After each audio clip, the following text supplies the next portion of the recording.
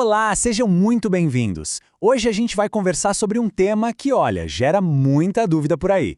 O tratamento diferenciado em segurança e saúde no trabalho para MEI, microempresas e empresas de pequeno porte. E o nosso papo aqui vai ser bem direto ao ponto, tá? A gente vai entender como essa tal de simplificação, ou seja, menos papelada, precisa andar junto com a responsabilidade de proteger todo mundo que trabalha no negócio. Vamos lá, vamos desvendar isso juntos. Para a gente não se perder, eu montei um roteiro bem simples. A gente começa entendendo o que é essa simplificação com responsabilidade. Na sequência, vamos mergulhar nas regras para o MEI. Depois, a gente analisa as condições para MEI e EPP. Daí, um ponto que é crucial, viu? Obrigações que sempre valem.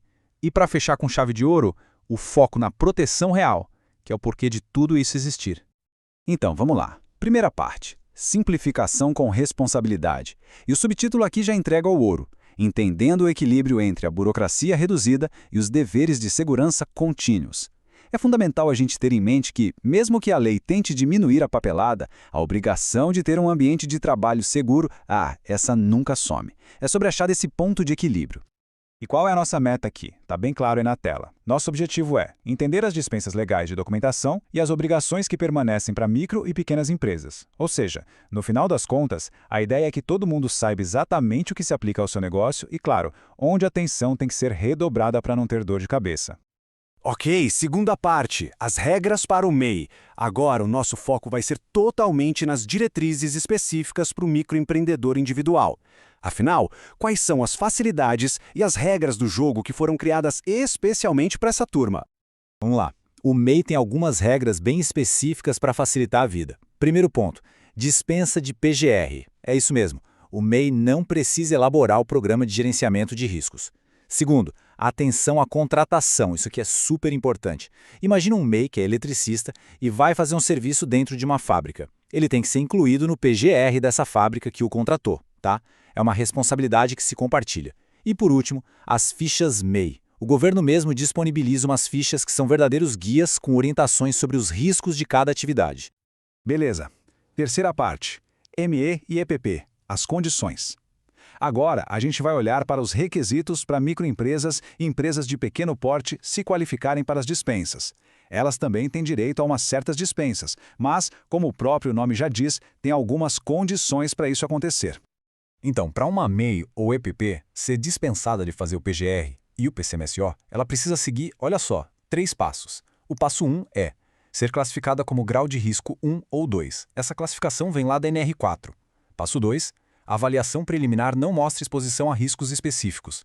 Tem que ter uma avaliação que comprove que não tem exposição a riscos físicos, químicos, biológicos ou ergonômicos. E o passo 3, tudo isso precisa ser formalizado através de uma declaração digital.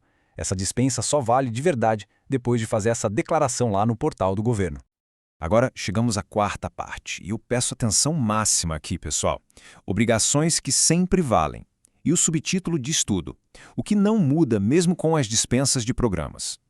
Esse ponto é fundamental porque é onde a maioria das pessoas se confunde. O que será que não muda mesmo quando a empresa não precisa fazer certos documentos? Então fica essa pergunta no ar. A dispensa de um programa significa o fim da segurança? A empresa pode, sei lá, simplesmente relaxar e esquecer disso? E a resposta, como vocês podem ver, é bem direta. É um erro comum. E cá entre nós, é um erro perigoso. Essa simplificação não é um passe livre para ser negligente, de jeito nenhum. A dispensa de um papel não significa a dispensa da responsabilidade com a segurança das pessoas. Então, o que continua obrigatório? Vamos ver a lista. Primeiro, exames médicos, o admissional, o periódico e o demissional. Isso é para todo funcionário, sem exceção. Segundo, emissão de ASO, o atestado de saúde ocupacional, aquele documento que diz se a pessoa está apta para o trabalho, continua sendo obrigatório. E terceiro, treinamentos específicos de NR, como, por exemplo, o de NR 35 para trabalho em altura ou o de NR 10 para a parte elétrica, se esse risco existir na empresa. Não tem como fugir. Estamos chegando na nossa última sessão. Quinta parte, foco na proteção real. Agora a gente vai entender o princípio por trás do tratamento diferenciado. Afinal, por que tudo isso existe? Qual é a lógica? A filosofia por trás é bem simples. Menos papel, mais foco.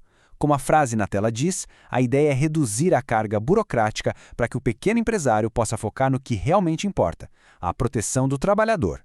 Não é sobre fazer menos, gente, é sobre direcionar a energia para aquilo que de fato vai evitar um acidente ou uma doença. E para a gente fechar, um alerta final que é muito, mas muito importante. A vigilância é fundamental. Se um novo risco surgir de uma mudança na atividade, a dispensa é anulada e os programas de segurança devem ser implementados imediatamente. Isso mostra que segurança não é algo estático, sabe? Se a empresa começa a fazer uma coisa nova que traz um risco que não existia antes, aquela dispensa perde a validade na hora. E para terminar, eu deixo essa reflexão aqui na tela. Sua empresa está focada na papelada ou na proteção? A resposta para essa pergunta define não só a cultura de segurança do seu negócio, mas também o caminho para um crescimento que seja sustentável e, acima de tudo, responsável. Vale a pena pensar nisso.